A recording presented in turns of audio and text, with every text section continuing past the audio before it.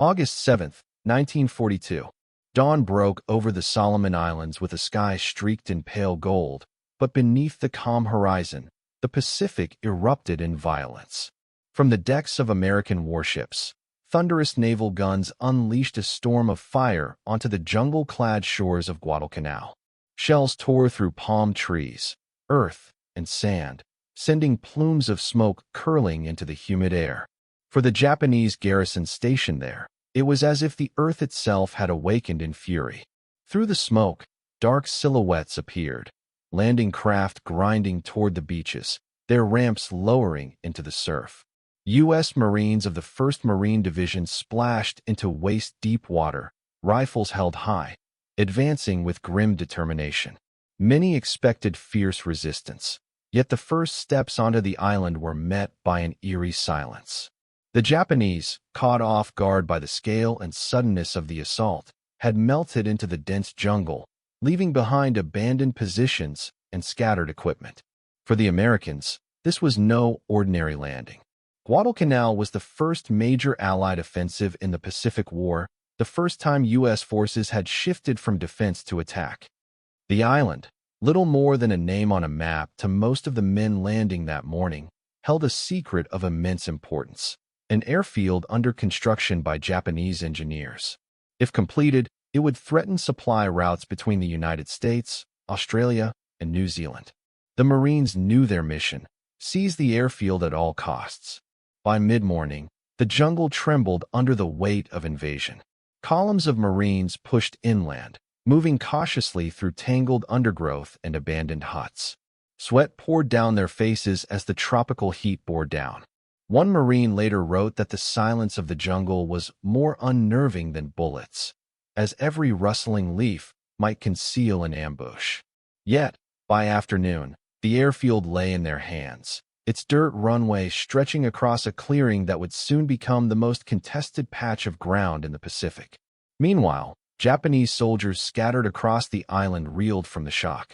Their presence on Guadalcanal had begun only months earlier, when Tokyo sought to extend its defensive perimeter. To them, this isolated strip of jungle seemed an unlikely battleground.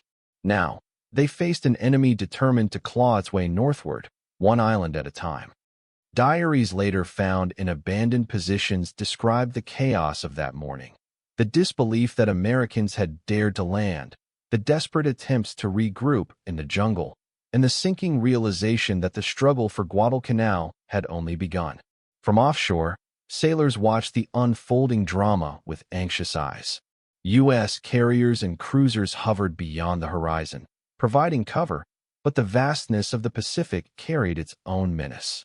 One pilot recalled circling above the island, seeing the black columns of smoke rise from the bombardment, and realizing that history was pivoting below.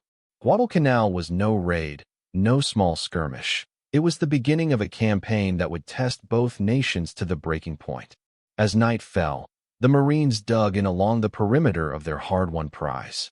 They called the captured airfield Henderson Field, in honor of Major Lofton Henderson, a Marine aviator killed at Midway just 2 months earlier. Exhausted men huddled in foxholes, listening to the distant rumble of surf and the strange cries of the jungle. Some wondered when the counterattack would come. Others simply lay awake, the weight of the day pressing on them. For the Japanese, the landing was a thunderclap of realization. Guadalcanal had been considered part of their expanding defensive arc, a forward outpost to secure dominance of the South Pacific. Now, it had become the front line. Messages raced back to Tokyo, carrying urgent pleas for reinforcements.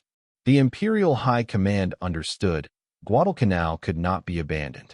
The first day had ended with the island seemingly in American hands, but beneath the stillness, the stage was set for months of blood and attrition. The Marines had come ashore expecting a battle. What awaited them was something far worse: a grinding struggle against an enemy who refused to yield, a jungle that consumed the body and spirit, and seas that would soon run red with the wrecks of war. The island had awakened, and with it, a new chapter of the Pacific War had begun. The capture of Guadalcanal's airfield on August 7th, 1942, marked only the beginning. What the Marines now held was not a completed base of operations, but a scar of dirt carved from the jungle by Japanese laborers. The strip was unfinished, uneven, and vulnerable, yet its importance could not be overstated. Whoever held this airfield would command the sea lanes between America and Australia. To lose it was unthinkable. To keep it would demand everything. The Americans moved with urgency. Under relentless sun and swarming insects, Seabees and Marines worked side by side to level the runway. Bulldozers groaned across the clearing, while exhausted men filled sandbags and laid steel matting. All the while, the threat of attack hung in the air. Each rumble of distant gunfire, each shadow in the tree-line, set nerves on edge. But by late August, the first American planes touched down. From that moment, the airstrip gained a name that would become legendary: Henderson Field, honoring Major Lofton Henderson, killed in the Battle of Midway.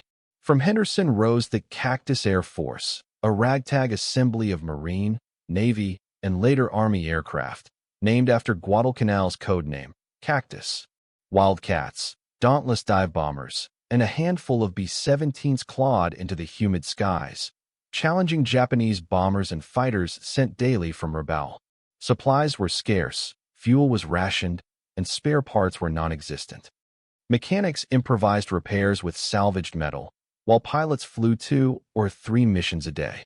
One Marine aviator later recalled that the field was a mud hole by day, a graveyard by night. The Japanese understood the airfield's value as clearly as the Americans did. Their orders were simple: drive the enemy into the sea. Beginning in August, waves of reinforcements slipped ashore under the cover of darkness, trudging through the dense jungle to gather for assaults. At night, their mortars barked and rifles cracked, harassing the Marines who clung to their foxholes along Henderson's perimeter. "You never slept," one Marine wrote. "The jungle was alive with whispers, and you never knew if the next shadow was death." Conditions were brutal. The oppressive humidity turned foxholes into swamps, while swarms of mosquitoes carried malaria that thinned ranks as surely as enemy bullets. Dysentery, jungle rot, and hunger gnawed at the men. Supplies were erratic. Ships carrying food and ammunition risked destruction from Japanese warships lurking in the surrounding waters. Marines survived on short rations, sometimes reduced to handfuls of rice or hardtack washed down with tepid water. For the Japanese soldiers pushing through the island's interior, conditions were even worse.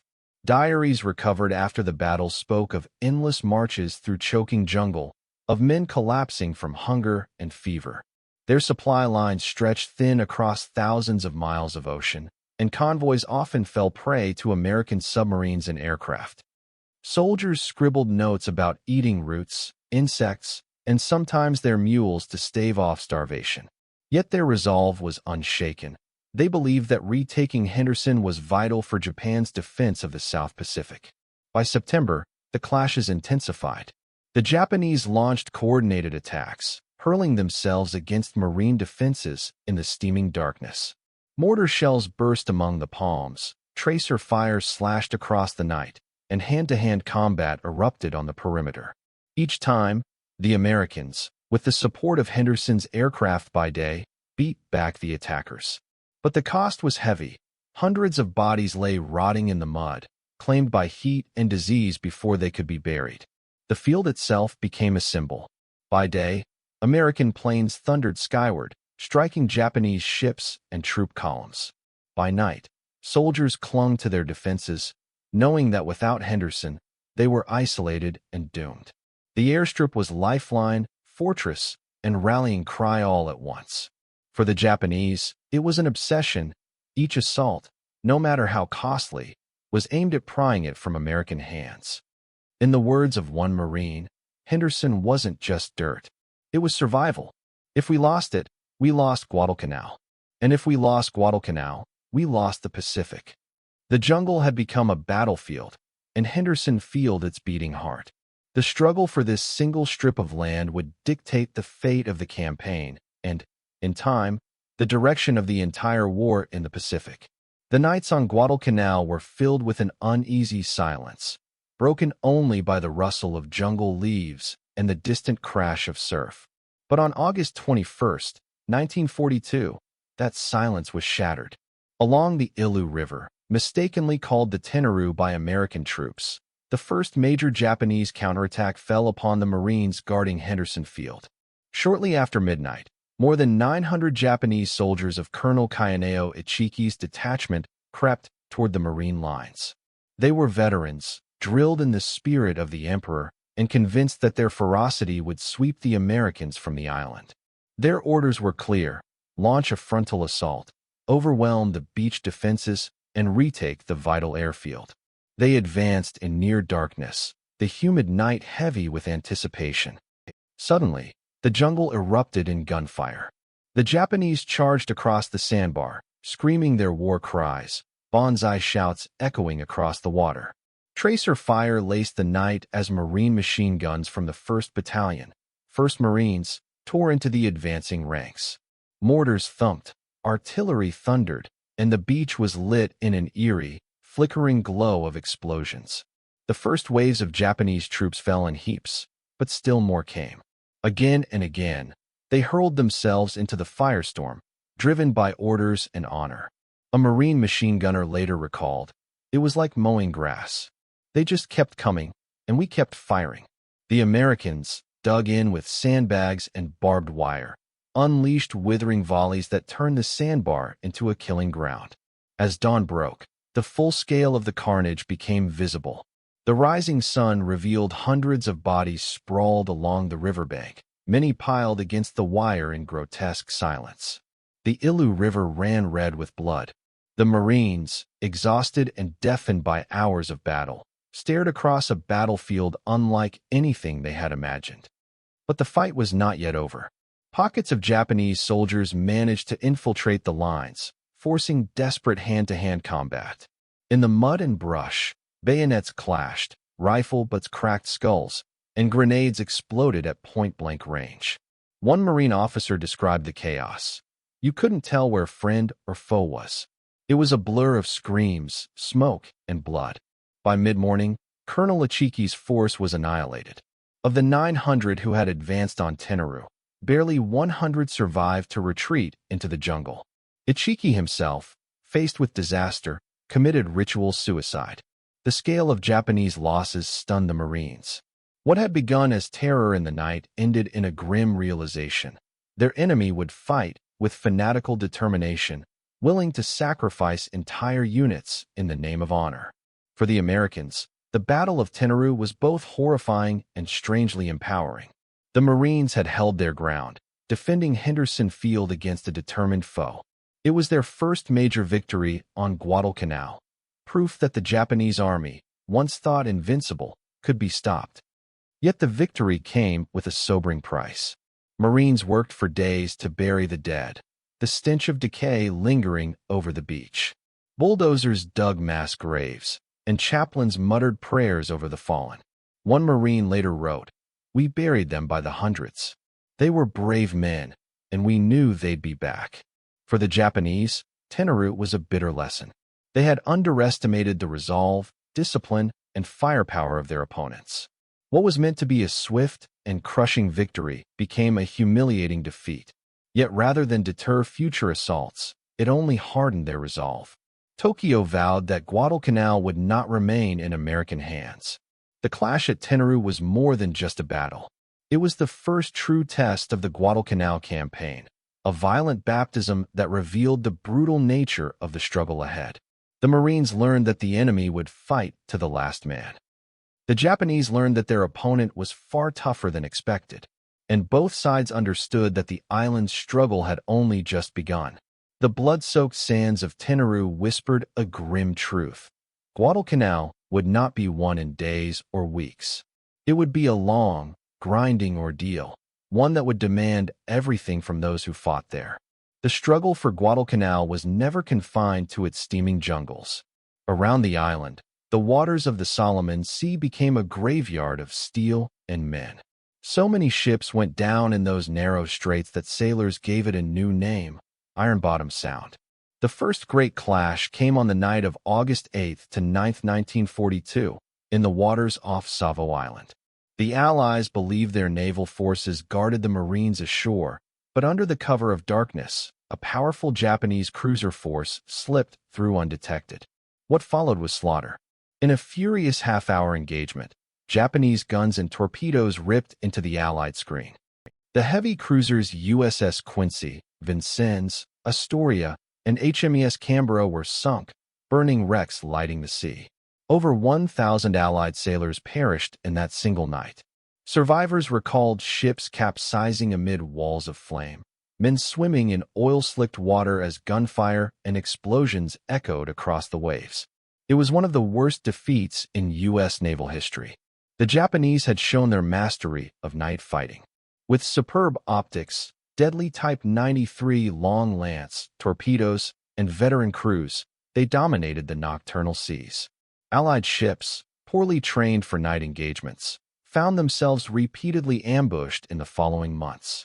The Japanese used destroyers in high-speed supply runs the Americans dubbed the Tokyo Express. Racing down the slot under cover of night, these destroyers brought men and supplies to Guadalcanal, then vanished into the darkness. For the Marines ashore, each dawn after a Tokyo Express run meant facing fresh enemy reinforcements. Yet the Americans adapted. On the night of October 11th to 12th, 1942, at the Battle of Cape Esperance, a U.S. cruiser-destroyer group under Rear Admiral Norman Scott intercepted a Japanese force. For once, radar and aggressive tactics gave the Allies the edge. In the chaos, Japanese cruiser Furitaka was sunk and several enemy destroyers battered. The engagement proved that the U.S. Navy was learning, painfully, but steadily. Still, the lessons came at terrible cost. The naval Battle of Guadalcanal in mid-November 1942 brought the campaign's fiercest sea fighting. American and Japanese ships clashed at point-blank range in the darkness, with battleships and cruisers trading salvos so close that sailors described seeing enemy gunners outlined in firelight.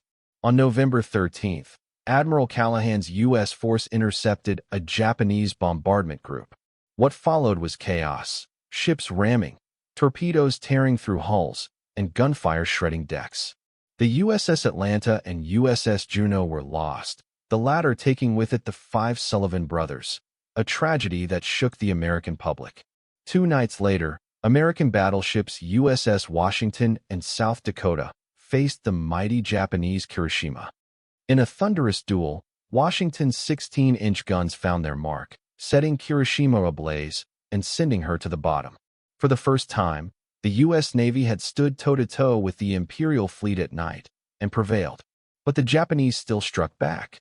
On November 30th, at the Battle of Tassafaronga, a small Japanese destroyer force inflicted a devastating blow. Using long lance torpedoes, they crippled 4 American cruisers in minutes, a harsh reminder that the fight for mastery of the seas was far from over. For sailors on both sides, the experience was nightmarish. Eyewitnesses spoke of burning ships casting eerie glows across the waves, the sea choked with debris and oil, and the cries of drowning men echoing in the dark. One American survivor later recalled, "The water was on fire, and we were swimming through it. You could hear men calling for help, then silence." By the campaign's end, over 50 warships had been sunk in the waters around Guadalcanal, cruisers, destroyers, transports, and battleships alike. The sea was littered with twisted steel, its depths filled with the bones of thousands of sailors. Yet beneath the horror, a transformation had taken place. The U.S. Navy, bloodied but unbroken, had learned to fight the Japanese on equal terms. Radar-directed gunnery, better coordination, and the sheer determination of crews began to turn the tide. No longer would the Imperial Navy dominate the night. The struggle for Iron Bottom Sound mirrored the struggle for Guadalcanal itself, brutal, chaotic, costly, but ultimately decisive. For the Marines ashore, every ship sunk meant fewer Japanese reinforcements and a stronger chance to hold Henderson Field. For the U.S. Navy, these battles were the crucible in which they forged the skills that would carry them across the Pacific. The seas around Guadalcanal had burned, and in that fire, the balance of naval power in the Pacific began to shift. The jungles of Guadalcanal were alive with a terrible silence on the night of September 12, 1942. Clouds drifted across a pale moon, and the thick, humid air clung to the Marines dug in along a ridgeline south of Henderson Field. They knew the Japanese were coming. They just did not know when or from where. This ridge, later immortalized as Edson's Ridge, overlooked the airfield. If it fell, Henderson would fall with it, and the entire Guadalcanal campaign would collapse. The defenders, about 840 Marines from the 1st Raider Battalion and Parachute Battalions, were led by Colonel Merritt "Red Mike" Edson, a veteran officer whose calm presence gave his exhausted men hope. As night fell, the jungle erupted. Japanese artillery thundered, followed by a roar of shouted commands. Then came the cries, "Banzai!" Waves of Major General Kiyotake Kawaguchi's 6,000 troops stormed uphill through the tangled undergrowth. Tracer fire slashed through the darkness, illuminating silhouettes of charging figures. The first Japanese assault smashed into the Marine lines, pushing dangerously close to breaking through. One Marine later recalled the ground shaking under the sheer weight of the attack, like the island itself was under siege. For hours, the fighting devolved into chaos. Marines fired rifles until barrels burned hot, machine guns chattered until their crews were killed or wounded, and grenades exploded in terrifying proximity.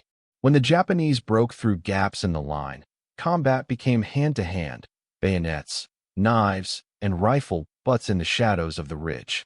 The smell of gunpowder mingled with sweat, mud, and blood. Amid the confusion, Edson moved calmly among his men, standing upright despite the incoming fire. He rallied units, repositioned machine guns, and barked encouragement. His leadership was later remembered by survivors as the difference between holding the line and collapse. One Marine recalled, "He walked through fire like he didn't notice it. If Edson was standing, we weren't about to run." The attacks did not stop. All through the night, the Japanese came in waves, testing every weak point, hurling themselves at the ridge. Their courage was undeniable, but their losses mounted horrifically. American artillery from Henderson Field joined the defense, firing point-blank into the jungle. The flashes of explosions lit the night like lightning, tearing gaps into the attacking columns. On September 13th, the assaults resumed with even greater ferocity. Kawaguchi believed the ridge was the key, and he was determined to take it at any cost. By midnight, parts of the Marine line were bending under the strain. Ammunition was running low, casualties mounting. Yet the defenders refused to yield. Marines pulled back to tighter positions, forming a desperate last stand around the heart of the ridge. At dawn on September 14th, the final Japanese push broke against Edson's improvised defenses. When the sun rose, the slope below the ridge was littered with the bodies of over 1,200 Japanese soldiers. The Marine losses were heavy, over 250 killed or wounded, but the line had held. Henderson Field remained in American hands. The battle was a turning point in the Guadalcanal campaign. The Japanese had thrown their best troops into the assault and failed. Their inability to seize the ridge meant they could never capture the airfield. For the Marines, the defense of Edson's Ridge became a symbol of defiance and survival against impossible odds. Colonel Merritt Edson would later receive the Medal of Honor for his leadership, but for the men who fought there, the true reward was simple survival. One Marine wrote afterward, "We were sure we would be pushed into the sea, but we didn't break. Not here, not on that ridge." Edson's Ridge became etched into the history of the Pacific War, a night of blood and fire when the fate of Guadalcanal, and perhaps the Pacific itself, hung by a thread. By the fall of 1942, Guadalcanal had transformed from a swift offensive into a war of attrition. The opening battles at Tenaru and Edson's Ridge had tested both sides, but what followed was something even more insidious, a slow, grinding struggle where the jungle itself seemed to conspire against every soldier. The Japanese continued to pour reinforcements onto the island through the dangerous runs of the Tokyo Express, destroyers darting under moonlight to land men and supplies. Yet every soldier who stepped ashore found themselves trapped in the same nightmare as the Marines. Thick jungle canopies blotted out the sun, Rains turned trails into rivers of mud, and swarms of insects descended on the living and the dead alike. For the Marines, disease was as deadly as enemy bullets. Malaria ran rampant, cutting strength by half in some units. Dysentery left men weak and gaunt, while tropical ulcers ate away at their flesh. Boots rotted from constant damp, socks never dried, and rifles rusted overnight. One Marine later wrote, "The enemy wasn't just the Japanese. It was the heat, the rain, and the damn jungle itself." The Japanese suffered even more. Their supply lines were stretched thin across the vast Pacific, and Allied aircraft from Henderson Field harassed every attempt to land food or ammunition. Starvation became routine. Soldiers scavenged for coconuts, roots, even worms to survive. Survivors recalled men collapsing on the trail, too weak to rise again, their comrades forced to leave them behind. A Japanese officer later admitted, "We were already beaten by hunger before the enemy's bullets found us." Meanwhile, the fighting never stopped. The Matanikaw River became the site of repeated clashes. Marines pushed westward in probing attacks, only to be met by counterattacks that left the riverbanks littered with bodies. In the interior, jungle trails became ambush grounds. Firefights erupted suddenly, muzzle flashes and screams vanishing into the green gloom as quickly as they appeared. Artillery thundered almost daily, shells ripping through the canopy, showering leaves and splinters. The smell of cordite hung in the humid air, mixing with the sickly sweet odor of decay that clung to the battlefield. Birds vanished from the jungle for weeks at a time, their songs replaced by the relentless drone of mosquitoes and the moans of the wounded. Yet amid the misery, a grim routine settled in. Marines built bunkers from coconut logs and sandbags, naming them with dark humor, Hell's Half Acre, Suicide Hill. They waited in the darkness for Japanese night assaults, nerves frayed by every rustle of leaves. Japanese soldiers, driven by orders to expel the invaders, launched desperate banzai charges that ended in piles of corpses before machine gun nests. By November 1942, it was clear the balance had shifted. The United States, with its vast industrial might, was pouring in fresh troops and supplies. Reinforcements from the Army joined the exhausted Marines, bringing new strength and heavy equipment. The Japanese, however, could not replace their losses. Their offensives faltered, their men reduced to skeletons from disease and hunger. The campaign's attrition was staggering. By some estimates, Japanese divisions landed with 15,000 men and dwindled to less than half that number within months, not from combat alone, but from starvation and sickness. The Americans, though battered and sick themselves, maintained the initiative. Guadalcanal was becoming a war the Japanese could not sustain. The island itself bore witness to the struggle. Trails were lined with abandoned weapons, shattered helmets, and shallow graves. Rivers carried the bodies of the fallen downstream. The once quiet jungle was scarred forever, a place where every tree seemed to whisper of death. The long grind of Guadalcanal broke the illusion of quick victory. It was no longer a battle of swift assaults and decisive clashes. It was endurance, measured in mud, blood, and weeks of suffering. For the Japanese, it was the beginning of an irreversible decline. For the Americans, it was proof that they could outlast the enemy, not just in battle, but in the merciless crucible of the jungle itself. Guadalcanal was no longer just a battlefield. By the close of 1942, it had become the graveyard of Japanese momentum, the place where the empire's advance began to unravel under the crushing weight of attrition. By February 1943, the long agony of Guadalcanal finally reached its conclusion. After 6 months of savage fighting on land, sea, and in the air, the Japanese High Command accepted the inevitable. Operation Coup, the quiet withdrawal of their remaining troops, was carried out under the cover of night and deception. By the morning of February 9th, U.S. patrols advancing cautiously through the jungle discovered empty foxholes and abandoned weapons. The once ferocious defenders of the rising sun had slipped away. The cost of the struggle was staggering. More than 30,000 Japanese soldiers had perished in the campaign, many from starvation and disease rather than combat. The Americans, too, had paid heavily, over 7,000 dead, with thousands more wounded or broken by the jungle's cruelty. Allied navies had lost dozens of ships and thousands of sailors in the deadly waters of Iron Bottom Sound. For both nations, Guadalcanal was a crucible of blood and steel. The battlefield itself told the story. The air was thick with the smell of decay. Shattered helmets and rusting rifles lay half-buried in the mud. Jungle vines already crept over trenches, foxholes, and wrecked artillery. Henderson Field, once a contested strip of dirt, now stood as the symbol of Allied endurance. The Marines who had clung to it through fire and hunger could finally exhale, though the cost of its defense lingered in their hollow eyes. Survivors carried away memories that would never leave them. Marines recalled nights when every rustle in the dark carried the promise of death. Sailors who had leapt into oil-slicked waters remembered the cries of the drowning as burning ships lit the horizon. Japanese soldiers who lived through the ordeal described comrades wasting away to skin and bone, collapsing on jungle trails, and the bitter realization that their empire's reach had met its limit. One American veteran later wrote, "We went ashore boys on Guadalcanal, but we left as old men, no matter our age."